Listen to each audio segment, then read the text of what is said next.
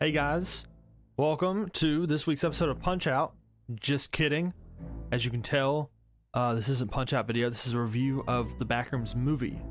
Partly because I just saw it and I thought it was really good and I thought it'd be cool to talk to you guys about it. And partly because I didn't have time to record this week's Punch Out video.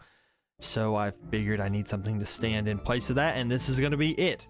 So this is going to be a really candid video. I'm recording this at 11 o'clock. The night after seeing it. It's going up at 12 o'clock the next day p.m. 12 p.m. I'm recording at 11 p.m. the day before. That makes sense. It made sense in my brain. Actually, it didn't. That's why I confused myself. And speaking of confusing yourself, let's talk about the movie. Totally great segue there, Max. Good job. So I wrote a couple of notes down. I just want to say, first off, the setting was great. The set design was great. Rather, that's what I meant. It looked really, really cool in person to see the set. If you've watched any of Kane Pixels / Kane Parsons, I'm just gonna call him Kane in this because that's his name in both of them, so it makes sense to just call him Kane if we're referring to both. It's one thing to see the computer generation that he did, which was already really good. Like, I'll be honest with you, I kind of didn't know it was computer generated. Well, I think I did with the Backrooms, but like when he did the oldest view, that looked really good. He really did a good job rendering the oldest view and making everything look realistic. So kudos to him on that. But we're not talking about the oldest view. We're talking about the Backrooms movie. And the Backrooms movie looks just insane on the big screen. The weirdness of the sets really shine on the big screen. It's very impressive to see. It's very confusing, but they make it make sense. I mean, you see, by the way, spoilers in this. This kind of the idea of a movie review, so before we go any further, there will be spoilers in this, but anyway, that's your warning. Click off now. You have been warned. You cannot sue me if I spoil and give you emotional distress. With that out of the way, let's talk about what I was just about to say.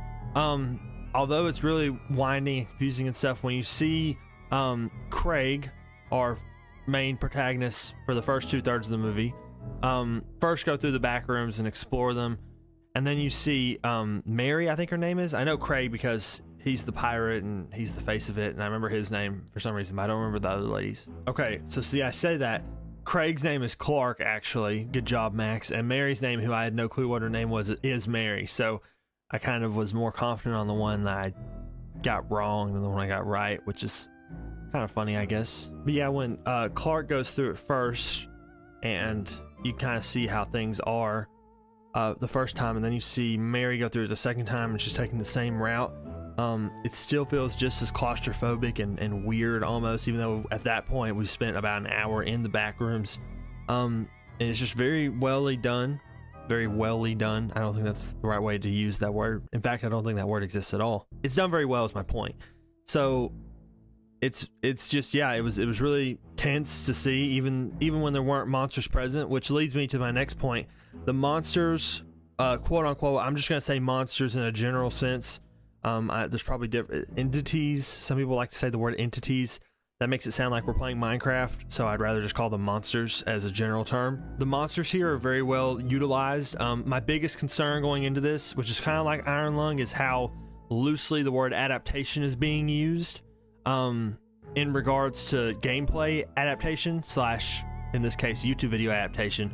Because if you didn't know, Iron Lung is like a 2-hour-long movie, but the game probably won't take you more than an hour to beat when you first play it. So I was a little worried how they were going to stretch that out, if they were going to add meaningless exposition, or if they were going to try and make the first half of the movie, I guess this is spoilers for Iron Lung as well, but Markiplier's character blowing up that spaceship. I thought that was maybe how they were going to space things out. Get it? But no, they ended up just pacing it out a little longer than before, and they made the pacing work in that one, made the pacing work in this one as well. My point with all that was that people said that this movie follows Kane's kind of YouTube direction as well, which in the past has been kind of like, at least for the Backrooms videos, it's kind of like just eerie for the first 80-90% of the video. Monster shows up at the very end, takes the guy out at the end of the video. So I was a little worried that's how the movie was, where it's just going to be like, oh, look, it's the Backrooms for like 90 minutes, and then, or maybe 80 or 75 minutes, and then the last 15 or 10 were going to be the monster actually attacking. But luckily, that was not the case. We saw the monster right in the first 5 minutes of the movie, which was awesome. We didn't see him, I guess, but we kind of caught glimpses of him. And then he showed up again later. He showed up chasing Clark the first time he entered. He showed up chasing, well, he killed the male intern or worker, whatever you want to call him. I forgot his name. He's not that important, so we're not going to look it up. But he killed him. Then we saw him again at the end, officially revealed as Clark's doppelganger. And I think that's a really interesting way to take the villains, both for a thematic standpoint and just in a general sense, because I was kind of worried the big spindly guy who looks like he has a troll face head was going to be the villain.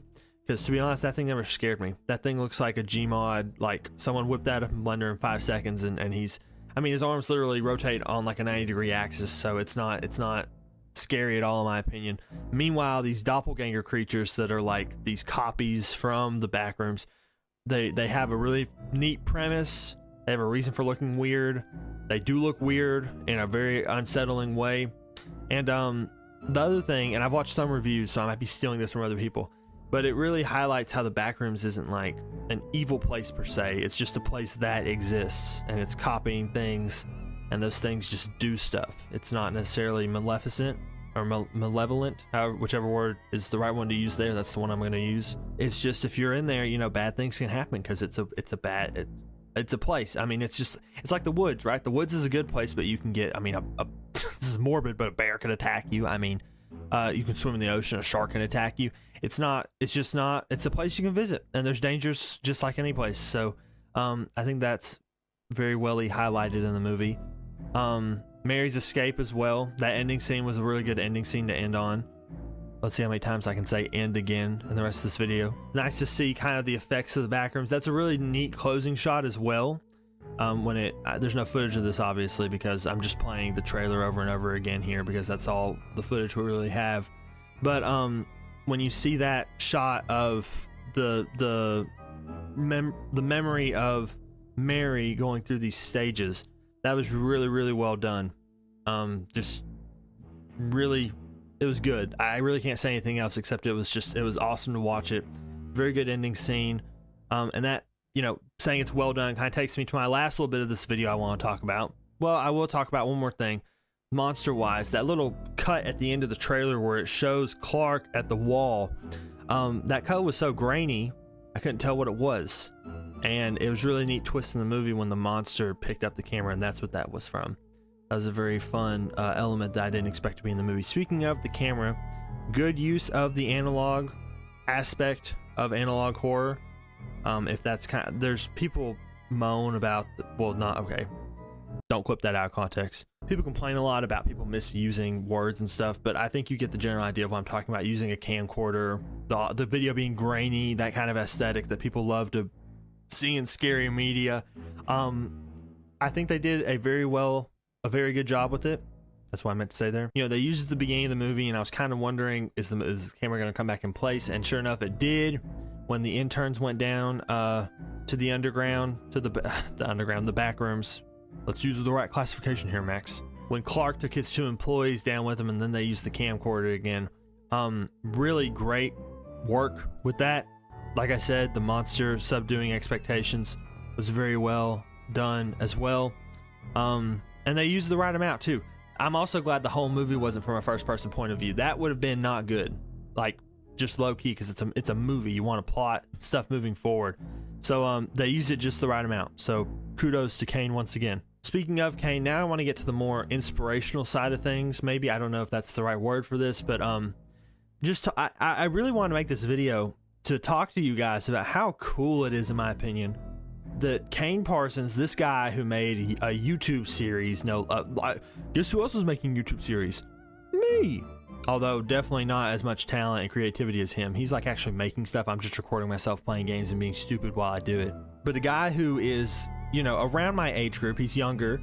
He's not in his, you know, heyday of his career or anything. In fact, this is his first theatrical development. In fact, he got this deal 3 years ago, I think, when he was freaking 17, 20 years old now, and raking in, I think the projected numbers is $60 million from the box office, beating out Star Wars of all series. I mean, That is just insane, man. That is so like inspiring for younger people that we don't have to ride on coattails of people. I say we, I'm not speaking we as in filmmakers or people of Kane Parsons caliber. I'm just saying that no matter what you're doing, whether it's your job, your personal life, your hobbies, like me, you're doing YouTube, just whatever you're doing, you can still find success even at a young age. You just need to really push for it, go for it, do what you want to do, and as you can see, things can work out. Not everything's gonna work out. You don't need to go in with unrealistic expectations, but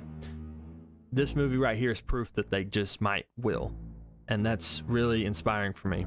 So if you haven't seen Backrooms yet, you got 12 hours to see it the rest of today, Sunday, so make sure you go see it because it really is a fun movie to watch. Not maybe fun in a scary way, if that makes sense, but it's also fun in a bit of a thought-provoking way, so hopefully you'll enjoy it if you haven't seen it. If you have seen it, let me know in the comments if there's any important things I missed. I'm cool with having conversations down there. In fact, I really encourage it, so make sure you leave me a comment of what you thought.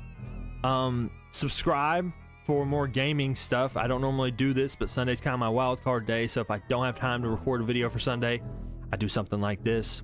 Pump it out.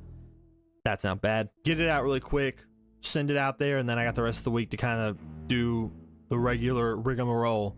So, with all that being said, thank you again for watching. Make sure to subscribe if you feel led to do so, and that's all I got. So as I end every video, have a great day. Jesus loves you. And low-key, guys, I was fine driving home. I felt fine doing everything else. I really didn't think this movie was going to creep me out so much, but I've been turning my head. I've been hearing stuff in my house. I also hope I can sleep tonight, because if I can't, that'll really suck.